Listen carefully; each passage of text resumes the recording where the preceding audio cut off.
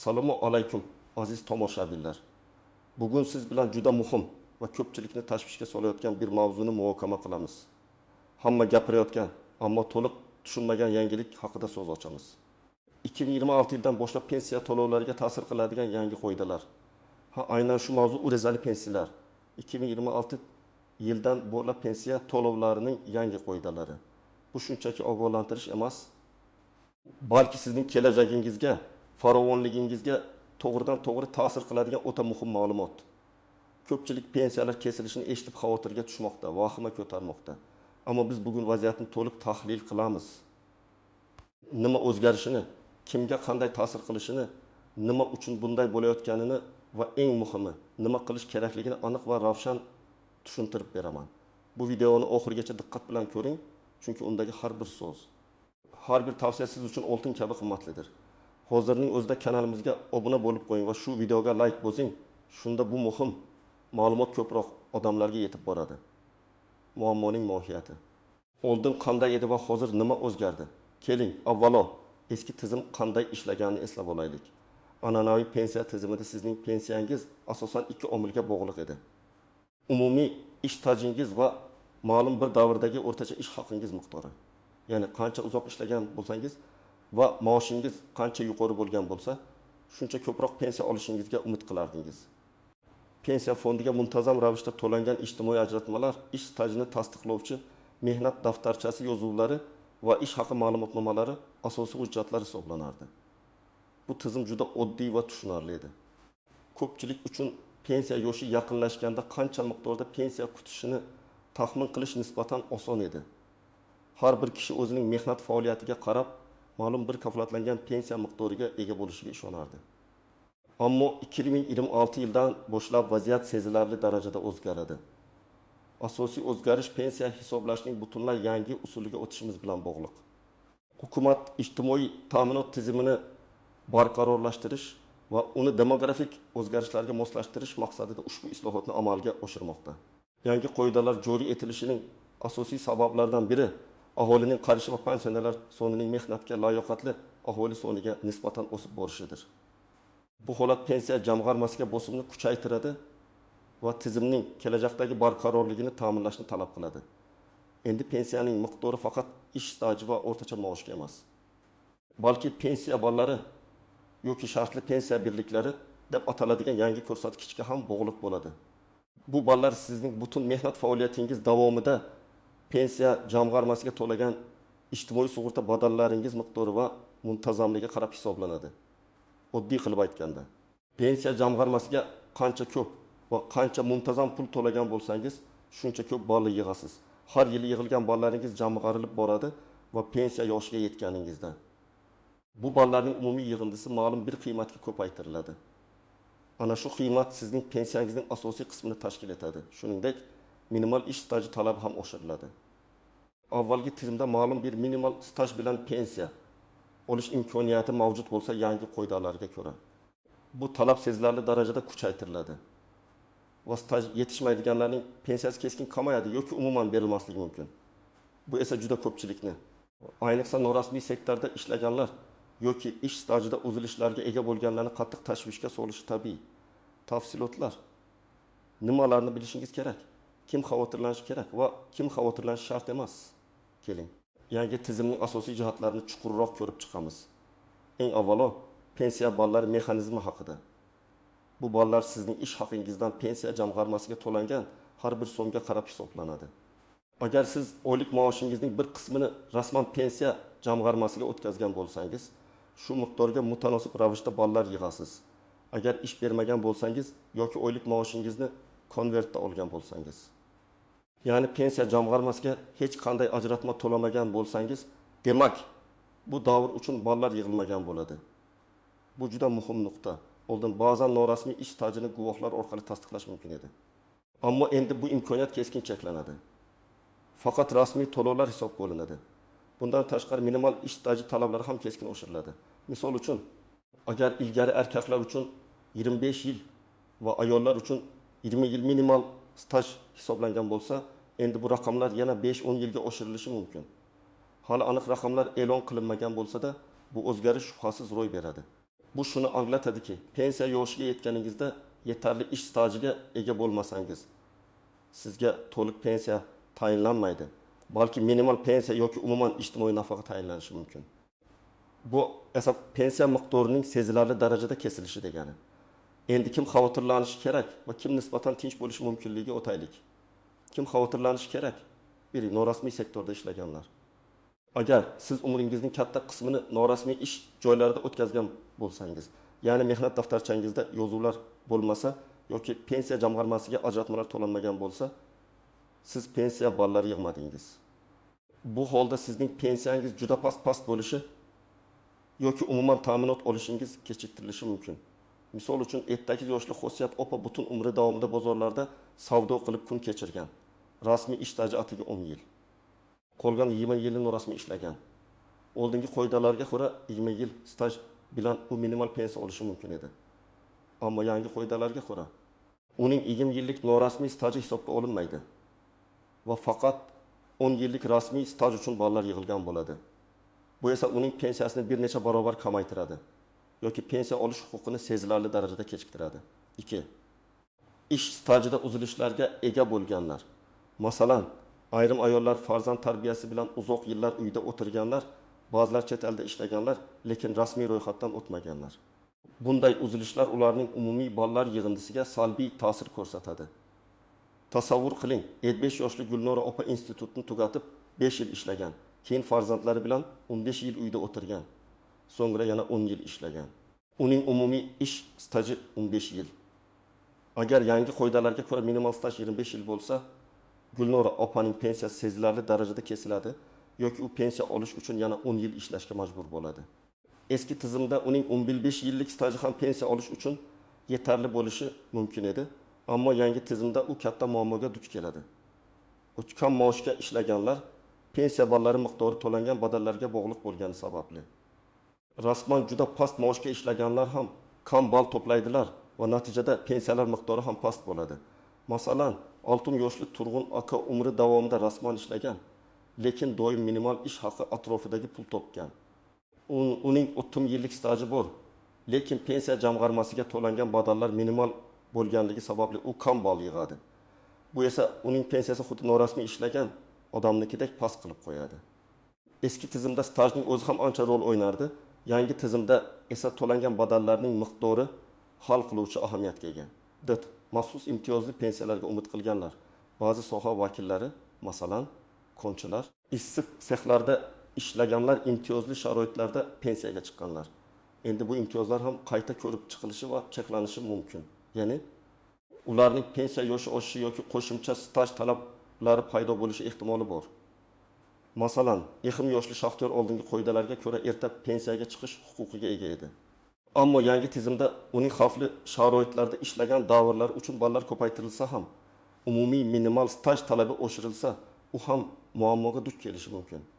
Kim xavotirlanishi shart emas yoki kamroq xavotirlanishi mumkin. 1.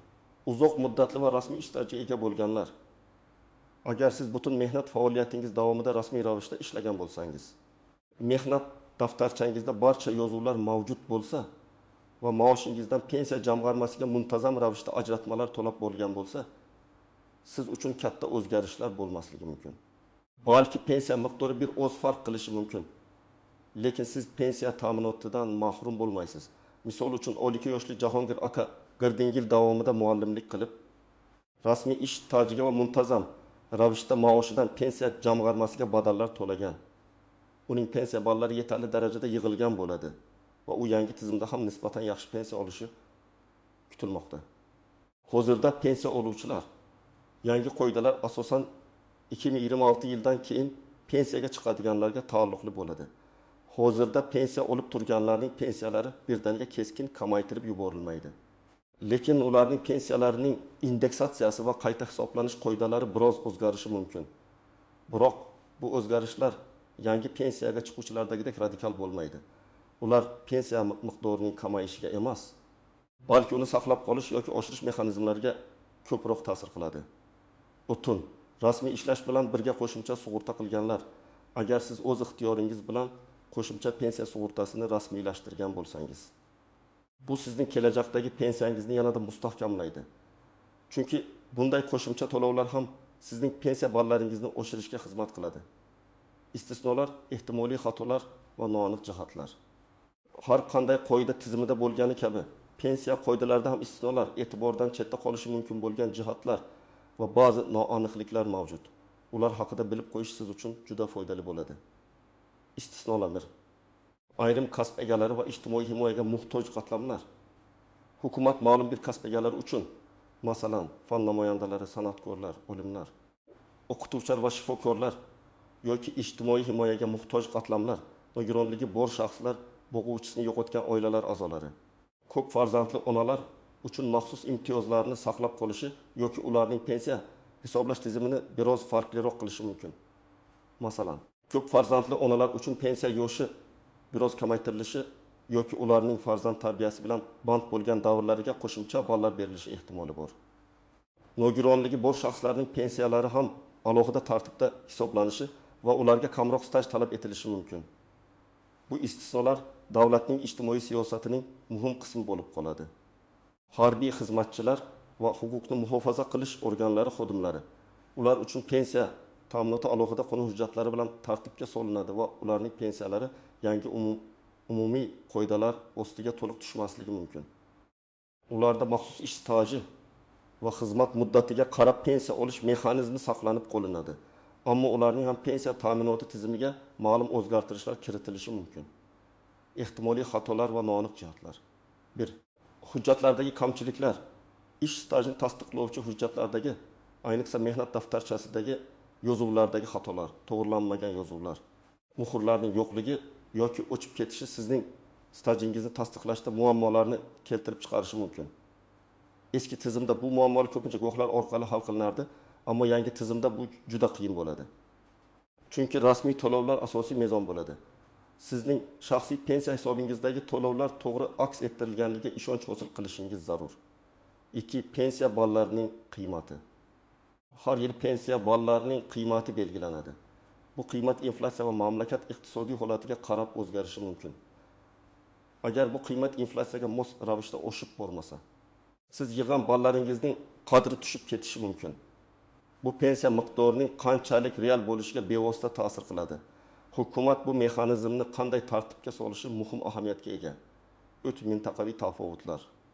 Garchi pensiya qoidalari mamlakat miqyosida yagona bo'lsa-da, ba'zi holatlarda mahalliy organlarning talqinda yoki hujjatlarni qabul qilishda ma'lum bir mintaqaviy tafovutlar paydo bo'lishi mumkin. Bu ayniqsa chegaradosh hududlarda yoki yangi qoidalar joriy etilishining dastlabki bosqichlarida kuzatilishi mumkin. Shuning uchun o'z hududingizdagi pensiya jamg'armasi bo'limining rasmiy xabarlarini diqqat bilan kuzatib borish kerak. 4. Volontyorlik faoliyati va o'zini o'zi band qilgan shaxslar. Volontyorlik faoliyati yoki o'zini o'zi band qilgan shaxslarning pensiya ballarini qanday yig'ishi va qanday hujjatlashtirishi borasida aniqliklar kiritilishi kerak. Hozirda o'zini o'zi band qilgan shaxslar uchun ixtiyoriy badallar to'lash imkoniyati mavjud. Ammo bu mexanizmning yangi ball tizimida qanchalik samarali ishlashi va qanday tartibda ballar berilishi batafsil tushuntirilishi lozim. Agar ular yetarli badallar to'lamagan bo'lsalar, pensiya borasida muammolarga duch kelishlari mumkin. Amaliy maslahatlar: siz nima qilishingiz kerak? Aziz do'stlar, vahmaga tushishning o'rniga hozirdan boshlab vaziyatni o'z qo'lingizga olishingiz kerak. Mana siz uchun aniq va amaliy tavsiyalar. Hujjatlaringizni tekshiring va tartibga keltiring. Bu eng birinchi va eng muhim qadam. Mehnat daftarchangiz. Barcha yozuvlar aniq va to'g'ri ekanligiga ishonch hosil qiling. Unda barcha ish joylari va ishdan bo'shash sanalari to'g'ri yozilganmi? Muhrlar aniq bosilganmi? Agar xatolar, o'chib ketgan yozuvlar yoki tushunarsiz joylar bo'lsa, darhol shu korxonaning kadrlar bo'limiga murojaat qiling va ularni to'g'rilatishni talab qiling. Agar korxona tugatilgan bo'lsa, arxivga murojaat qiling. Bu jarayon vaqt talab qilishi mumkin. Shuning uchun ertaga qoldirmang. Har bir yozuv muhim. Chunki endi har bir yil, har bir oy sizning pensiya ballaringizga ta'sir qiladi. Ish haqi ma'lumotnomalari pensiya hisoblash uchun ma'lum bir davrdagi ish haqi to'g'risidagi ma'lumotlar talab qilinishi mumkin. Bu ma'lumotnomalarni ham tartibga keltirib qo'ying. Ba'zi hollarda, ayniqsa 90 yillarda ishlaganlar uchun bu ma'lumotnomalarni olish qiyin bo'ladi. Bunday holatda o'sha davrdagi arxiv ma'lumotlarini so'rab olishga harakat qiling. Boshqa hujjatlar, ta'lim diplomingiz, nikoh guvohnomasi, familiya o'zgargan bo'lsa, farzandlaringizning tug'ilganlik haqidagi guvohnomalari, nogironlikni tasdiqlovchi hujjatlar agar bo'lsa, bularning barchasi pensiya tayinlashda kerak bo'lishi mumkin. Ularning nusxalarini olib, asl nusxalarini saqlab qo'ying. 2. Pensiya jamg'armasidagi shaxsiy hisobingiz holatini tekshiring. Sizning har bir rasmiy ish joyingizdan pensiya jamg'armasiga qancha badal to'langanligini bilishga haqqingiz bor. Pensiya jamg'armasi bo'limiga murojaat qiling. Siz yashash joyingizdagi pensiya jamg'armasi bo'limiga shaxsan borib, o'zingizning shaxsiy pensiya hisobingizdagi to'lovlar holati haqida ma'lumot so'rashingiz mumkin. Ular sizga to'langan badallar haqida batafsil ma'lumot berishlari kerak. Onlayn portallar va ilovalardan foydalaning. Agar mamlakatimizda davlat xizmatlari markazining yagona portali MyBogov orqali pensiya jamg'armasidagi hisobingizni onlayn tekshirish imkoniyati mavjud bo'lsa, undan foydalaning. Bu sizga uydan chiqmasdan turib ma'lumot olish imkoniyatini beradi. Har bir yig'ilgan ballingiz hisobini ko'rishingiz mumkin. Agar qayerdadir xatolik bo'lsa, masalan, biron bir davr uchun to'lovlar aks ettirilmagan bo'lsa, darhol choralar ko'ring. Uchun mutaxassis bilan maslahatlashing. Yuridik maslahat oling. Pensiya qoidalari murakkab bo'lishi mumkin. Agar sizning holatingiz murakkab bo'lsa, masalan, ish stajida ko'p uzilishlar bo'lsa, chet elda ishlagan bo'lsangiz yoki tugatilgan korxonada ishlagan bo'lsangiz, pensiya huquqi bo'yicha mutaxassis yurist bilan maslahatlashishdan tortinmang. U sizga vaziyatni to'g'ri baholashga va qonuniy yo'llar bilan muammoni hal qilishga yordam beradi. Pensiya jamg'armasi xodimlariga murojaat qiling. Har bir pensiya jamg'armasi bo'limida aholiga maslahatlar beruvchi mutaxassislar bor. Ular yangi qoidalar bo'yicha batafsil ma'lumot berishlari va sizning shaxsiy holatingizni tahlil qilib, nima qilish kerakligini aytishlari mumkin. Har bir tashrifingizda yozma ma'lumot talab qiling. Agar yetarli ish staji yoki pensiya ballari yig'ilmagan bo'lsa, ixtiyoriy badallar to'lash imkoniyatini ko'rib chiqing. Ixtiyoriy badallar. Agar sizning ish stajingiz yetarli bo'lmasa yoki pensiya ballaringiz kam bo'lsa, hozirdan pensiya jamg'armasiga ixtiyoriy badallar to'lash imkoniyatini o'rganing. Bu sizga yetishmayotgan stajni sotib olish yoki ballar sonini oshirish imkonini beradi. Bu qoidalar hali to'liq shakllanmagan bo'lsa-da, ularning joriy etilishi kutilmoqda. Qonunchilikda bu mexanizm mavjud va yangi tizimda ham u saqlanib qolishi mumkin. Pensiya jamg'armasi xodimlari sizga qancha badal to'lash kerakligi va bu qanday natija berishi haqida hisob-kitob qilib berishlari mumkin. Bu pensiyangiz kesilishining oldini olishning eng samarali yo'llaridan biridir. 5. Qarorga norozi bo'lsangiz, shikoyat qiling. Rasmiy apellyatsiya tartibi. Agar siz pensiya tayinlash borasidagi qarordan norozi bo'lsangiz yoki sizga noto'g'ri hisob-kitob qilingan deb hisoblasangiz, sizda shikoyat qilish huquqi bor. Dastlab yuqori turuvchi pensiya organiga, masalan, viloyat pensiya jamg'armasi boshqarmasiga yozma shikoyat qiling. Agar bu ham yordam bermasa, sudga murojaat qilish huquqiga egasiz. Barcha hujjatlaringizni, javoblarni va yozishmalarni saqlab qo'ying. 6. Doimiy ravishda ma'lumotlardan xabardor bo'ling. Rasmiy manbalarni kuzatib boring. Pensiya qoidalari o'zgaruvchan bo'lishi mumkin. Shu sababli Prezident farmonlari, Vazirlar Mahkamasining qarorlari, Moliya vazirligi va pensiya jamg'armasining rasmiy xabarlarini muntazam ravishda kuzatib boring.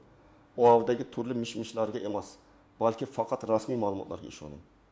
Bizning kanalimiz ham sizni eng so'nggi va ishonchli ma'lumotlar bilan ta'minlashga harakat qiladi. Xulosa va yakuniy chorlov.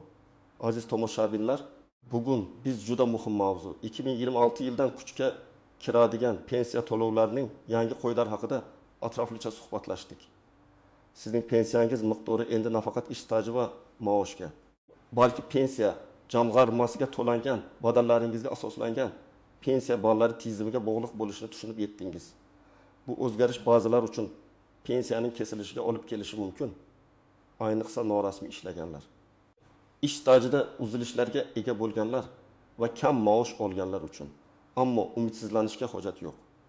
Men sizga vaziyatni to'g'ri baholash, hujjatlaringizni tekshirish, pensiya jamg'armasidagi hisobingizni nazorat qilish zarur bo'lsa, mutaxassis maslahatini olish va ixtiyoriy badallar to'lash kabi aniq amaliy qadamlarni sanab o'tdim.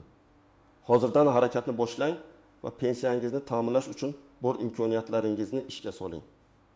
sizning kelajagingiz bugun qilgan harakatlaringizga bog'liq. Bu ma'lumotni imkon qadar ko'proq odamlarga yetkazishimiz kerak. Shu sababli videoga like bosishni unutmang. Izohlarda o'z fikr mulohazalaringizni, savollaringizni yozib qoldiring. Agar siz pensiya tizimidagi yangi o'zgarishlar haqida nimadir eshitgan bo'lsangiz yoki o'zingizning shaxsiy tajribangiz bilan bo'lishmoqchi bo'lsangiz, bizni xabardor qiling. Barcha izohlarni o'qib chiqaman. Eng muhimi, kanalimizga obuna bo'lib qo'ying. Shunda kelajakda ham shu kabi muhim va foydali ma'lumotlarni birinchilardan bo'lib olish imkoniyatiga ega bo'lasiz. O'zingiz va yaqinlaringiz haqida g'amxo'rlik qiling. Kelajakda ham shunday muhim mavzular bilan uchrashguncha xayr.